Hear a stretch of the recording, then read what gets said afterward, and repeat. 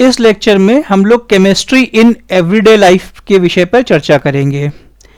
आप जो भी कुछ सूंघ सकते हैं,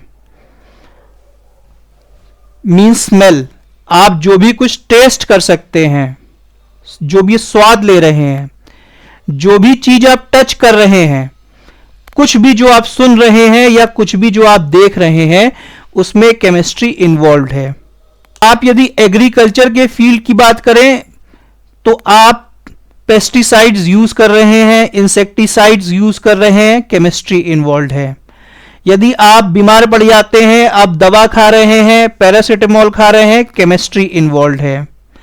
आप कोई गाड़ी अपनी यूज कर रहे हैं, उसमें पेट्रोल भरवा रहे हैं, केमिस्ट्री इन्वॉल्व है। आप सुबह उठते हैं, पेस्ट करते हैं, नहाते हैं, धोते हैं, साबुन का इस्तेमाल करते हैं, शैम्पू का इस्तेमाल करते हैं, केमिस्ट्री इन्वॉल्व है। कोई भी मेटालिक चीज आप यूज कर रहे हो, उसमें केमिस्ट्री इन्वॉल्व है। तो आइए हम इस विषय को थोड़ा अधिक डेप्थ में जानने का प्रयास करते हैं। एग्रीकल्चर में फर्टिलाइजर्स, पेस्टिसाइड्स और सॉइल ट्रीटमेंट के बारे में हम लोग जानेंगे। फर्टिलाइजर्स में जो बहुत कॉमन नाम है यूरिया, ये बेसिकली कार्बामाइड है। ये NH2 बेसिकली एमाइड ग्रुप है। कार्बन के 4 हाथ होते हैं दोस्ती करने के लिए, 2 हाथ ये ऑक्सीजन ने संभाल लिए, एक हाथ ये एक NH2 का जो नाइट्रोजन है वो पकड़ेगा, और जो दूसरा NH2 है, ठीक है, उसका नाइट्रोजन कार्बन का एक हाथ पकड़ेगा। तो इस प्रकार से कार्बन के चारों हाथ पकड़ लिए गए हैं, और ये बेसिकली CONH2 और ये NH2 दुगना है, ये बेसिकली यूरिया है, यूरिया का फॉर्मूला है। ऐसे ही एक और फर्टिलाइजर यूज होता है जो एमोनियम नाइट्रेट है, NH4NO3। और पेस्टिसाइड्स में हम लोग DDT का यूज करते हैं। ये बेसिकली डाई क्लोरो डाईफिनिल ट्राईक्लोरोइथेन होता है, और इसके एक मॉलिक्यूल में कार्बन के 14 एटम होंगे, हाइड्रोजन के 9 और क्लोरीन के 5 एटम। भाई देखो, डाई क्लोरो में ये मत सोचो कि हमें 5 कैसे आ गया, यहां पे ट्राई क्लोरो और भी है, तो 3 और 2 5। सॉइल ट्रीटमेंट में कैल्शियम ऑक्साइड का बहुत अधिक यूज होता है, CaO, जिसको हम लाइम भी कहते हैं। तो बेसिकली इन सब का यूज करने से जो पैदावार है वो बढ़ जाती है ना। जो पेस्ट हैं उनको हम कंट्रोल करते हैं, और सॉइल की पीएच को भी हम एडजस्ट करते हैं ताकि पैदावार अच्छी हो। देखो, मेडिसिन और हेल्थ केयर में केमिस्ट्री का बहुत अधिक यूज है। जैसे फार्मास्यूटिकल्स हैं, एंटीसेप्टिक्स की बात करेंगे, जब हम डायग्नोस्टिक्स की बात करेंगे तो पेन रिलीफ के लिए आप लोग एस्पिरिन खाते हैं। तो एस्पिरिन बेसिकली क्या है, एसिटिल सैलिसिलिक एसिड, और फॉर्मूला क्या है, कार्बन के इसमें 9 एटम है, हाइड्रोजन के 8 एटम है, ऑक्सीजन के 4 एटम है इस मॉलिक्यूल में, एस्पिरिन में। और जब हम लोग एंटीसेप्टिक की बात करते हैं तो आप कहते हैं ना, डेटॉल यूज कर लो भाई, है ना, घाव पर सीधे लगाओ, इंफेक्शन को रोको। तो बेसिकली ये क्या है, ये है क्लोरोजाइलिनॉल। यदि इसका हम लोग फॉर्मूला देखते हैं तो C8H9ClO, ये क्लोरीन का इसमें एटम है। एंटासिड के लिए मिल्क ऑफ मैग्नीशिया का यूज होता है, जो मैग्नीशियम हाइड्रोक्साइड है। और डिसइंफेक्टेंट के लिए कई बार हम लोग हाइड्रोजन परऑक्साइड का यूज करते हैं, जो H2O2 है।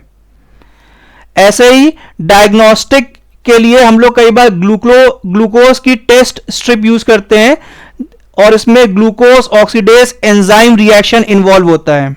इस फील्ड में यदि हम रियल लाइफ इंपैक्ट देखते हैं तो हम पेन को कम कर रहे हैं, कई बार इंफेक्शन को कंट्रोल कर रहे हैं, कई बार हम डाइजेशन को एड करने के लिए देखो यूज कर रहे हैं, हाइजीन के लिए या डिजीज के डायग्नोसिस के लिए भी हम यूज कर रहे हैं।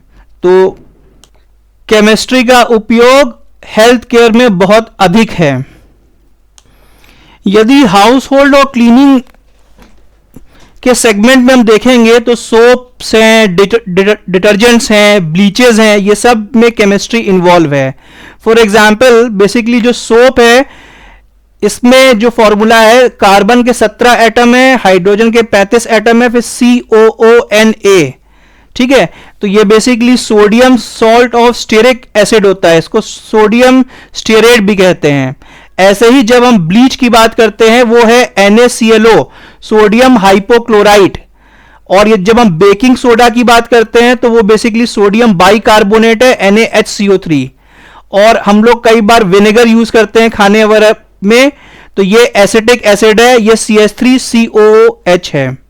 तो रियल लाइफ में केमिस्ट्री का हम यूज करके क्लीनिंग कर रहे हैं, कुकिंग में यूज कर रहे हैं, सामान सैनिटाइजिंग में कर रहे हैं, और डिओ जो हम लोग यूज करते हैं उसमें भी केमिस्ट्री इन्वॉल्व है। फूड और बेवरेजेस में भी हम लोग यूज करते हैं प्रिजर्वेटिव के रूप में, फ्लेवर्स के लिए, फूड केमिस्ट्री के लिए। और यहां पर यदि फ्लेवर्स की स्पेलिंग देखोगे तो कुछ जगह है ना यू मिसिंग है, ये ब्रिटिश और अमेरिकन इंग्लिश का फर्क है। यदि प्रिजर्वेटिव की बात करोगे तो सोडियम बेंजोएट इसका यूज होता है, ये बेसिकली C6H5COONA है। और कई बार हम लोग स्वीटनर का यूज करते हैं, ये बेसिकली C14H18N2O5 है, एस्पार्टेम। ऐसे ही हम लोग कई बार बेकिंग, है ना, जैसे केक को बेक करते हो, है ना, तो उसमें जो बेकिंग सोडा आप यूज करते हैं ये बेसिकली सोडियम बाइकार्बोनेट है, ये NaHCO3।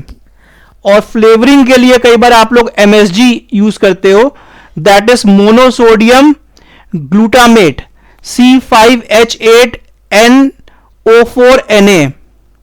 तो रियल लाइफ एग्जांपल्स में ये बेसिकली क्या इंपैक्ट इसका है, ये टेस्ट को इनहांस करता है, फूड को प्रिजर्व करता है और बेकिंग में मदद करता है। तो भैया ये मुद्दा बहुत बढ़िया से समझ जाओ, ये जो खाने वाला सोडा होता है ये बेकिंग सोडा होता है, ये सोडियम हाइड्रोजन कार्बोनेट होता है। और ऐसे ही एक सोडियम कार्बोनेट होता है, वो बेसिकली Na2CO3 होता है।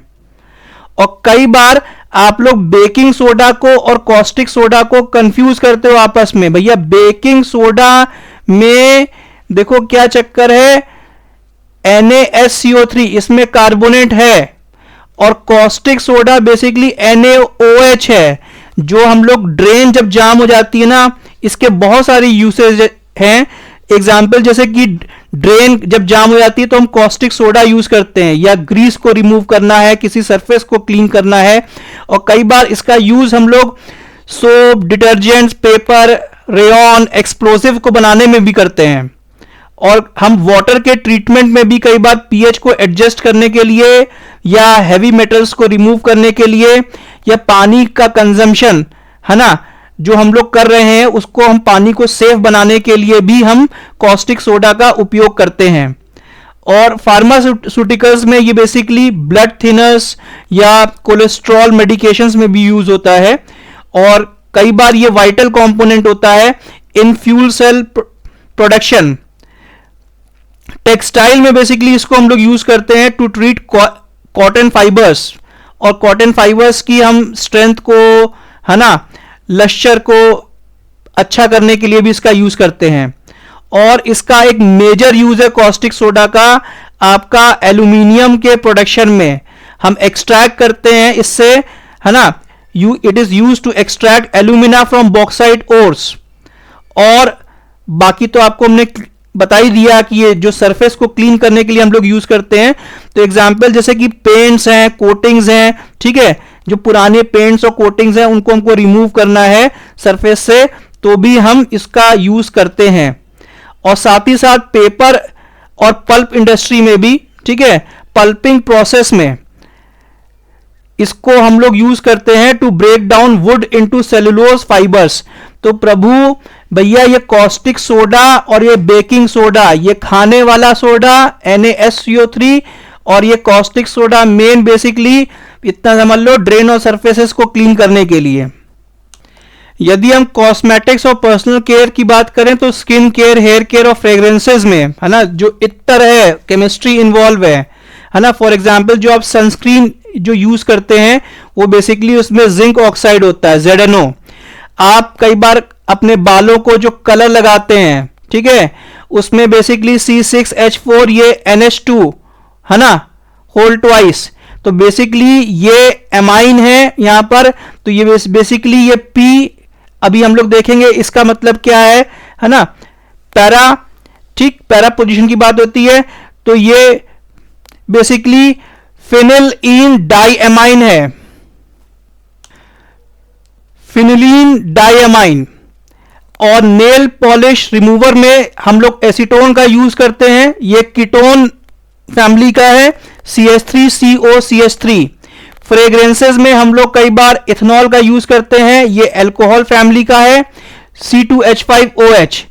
तो रियल लाइफ में बेसिकली अल्ट्रा वायलेट रेस से जब हम प्रोटेक्शन के लिए सनस्क्रीन यूज करते हैं, ठीक है, बाल जो हम लोग डाई कर रहे हैं एक तरह से ग्रूमिंग है, ठीक है, और हम लोग सेंट का जो यूज कर रहे हैं बेसिकली नथिंग बट फ्रेग्रेंस है, या क्लिनजिंग के लिए भी हम लोग यूज करते हैं। जो कंपाउंड्स उसमें पूरी तरह से केमिस्ट्री इन्वॉल्व है।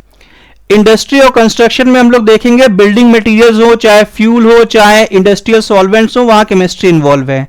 फॉर एग्जांपल जो आपका सीमेंट है ये बेसिकली कैल्शियम सिलिकेट है, Ca2SiO4।